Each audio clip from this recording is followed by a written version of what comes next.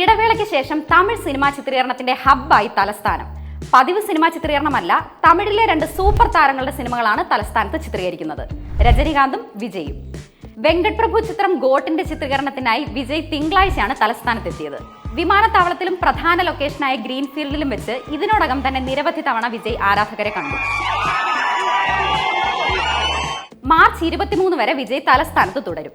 TJ Gnanavel ചിത്രത്തിനായി രജനികാന്ത് നാളെ എത്തും. വേട്ടയ്യന്റെ ആദ്യ ഷെഡ്യൂളിനായി കഴിഞ്ഞ ഒക്ടോബറിലും രജനി തലസ്ഥാനത്ത് എത്തിയിരുന്നു. രജനിക്ക് 2 ആഴ്ചത്തെ ചിത്രീകരണം ഉണ്ടെന്നാണ് വിവരം.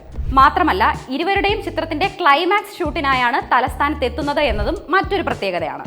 ഒക്ടോബറിൽ കോവളത്തെ ഹോട്ടലിലായിരുന്നു രജനി താമസിച്ചതെങ്കിൽ ഇക്കുറി വിജയ് താമസിക്കുന്ന നഗരത്തിലെ ആഡംബര ഹോട്ടലിലാണ് രജനിയും താമസിക്കുക.